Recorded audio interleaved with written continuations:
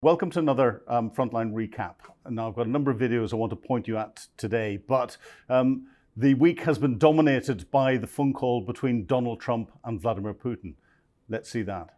Well, you have a situation where you have a lot of guns pointing at each other foolishly, because it would have never happened if I were president. That was not a war that was supposed to happen, and it did happen. So that's where we are. And right now, you have a lot of guns pointing at each other, and a ceasefire without going a little bit further would have been tough.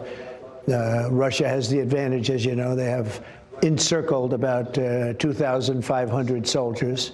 They're nicely encircled, and that's not good. We didn't talk about aid, actually. We didn't talk about aid at all. We talked about a lot of things, but aid was never discussed. I think we're going to be friendly with both. China needs us in terms of trade very badly, but we have to straighten out the deficit. We have now more than $1 trillion deficit with China. It's not even believable. And we're going to be doing something about that.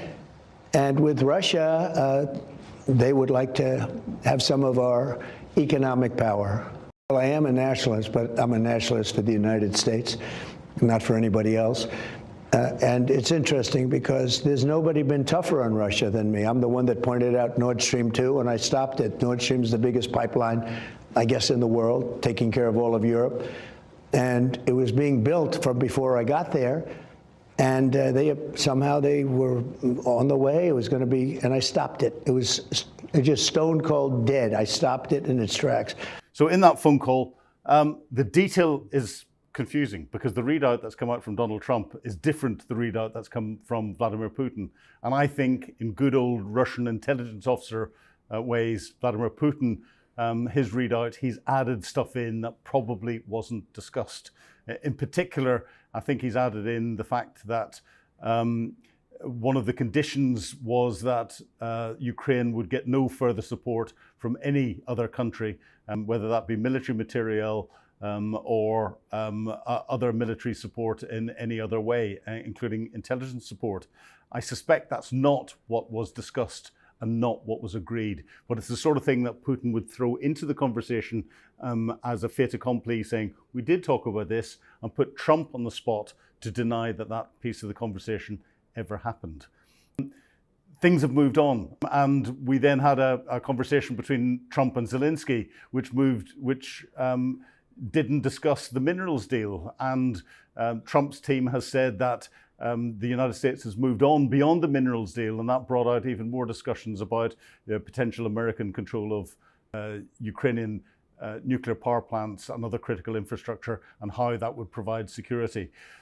The one positive we can get around all of the discussions, and the only thing that is consistent between all of them, is that there's going to be a sitting down of all sides in Saudi Arabia and to negotiate. That is a good thing, because war is diplomacy by other means. Diplomacy is about sitting down and being able to find common ground and talk through your issues. We're starting to get people together. So well done, President Trump, for getting that talking started. The rest of it around the outside, there's so much confusion. I actually think it's just noise in the background, because it seems to be changing every time we hear a different statement. Of course, we can't have Donald Trump without there being Putin making his public statement, and Putin's public statement is here. And we all know well that our troops have recently conducted a number of swift, daring and effective operations. They are now completing the defeat of the enemy's troops in the Kursk region. I will repeat that according to our law, all the servicemen of the Ukrainian army, and especially foreign mercenaries who were on our territory and carried out a number of crimes against civilians, should now be qualified and are qualified by our law as terrorists. Their crimes should be revealed, recorded and thoroughly investigated. Квалифицируются нашим законом как террористы. Совершенные ими злодеяния должны быть выявлены, зафиксированы, тщательно расследованы.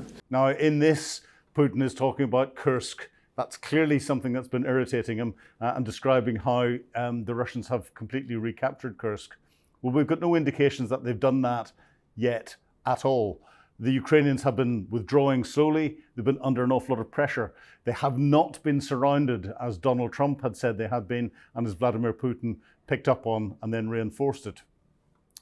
They are under a degree of pressure because the lines of communication that are supplying the troops into the Kursk region are under a level of air dominance, I'd call it, by Russian FPV drones. So it's very difficult for vehicles to get in and out without them being ambushed, but they're running the gauntlet. They're still getting in, they're still managing to do that. I think the Ukrainians have made a decision that maybe now is the time for them to cut their losses and withdraw from Kursk. They've achieved what they want to. Putin's emphasizing everything to do with it because he wants to have completely pushed Ukraine out of what he calls Russian territory, and it is Russian territory, even though a large proportion of the population are Ukrainian speaking. He wants to do that before they sit down around the table in Saudi Arabia. The Ukrainians, of course, are complying with Trump's lines. No, they're not. They have just attacked into the Belgorod region. Whether that attack is going to allow them to capture and hold any territory, or whether it's just forcing the Russians to reduce the pressure that's on the lines of communication into the Ukrainian troops that are still operating inside the Kursk region, it's too early to tell. So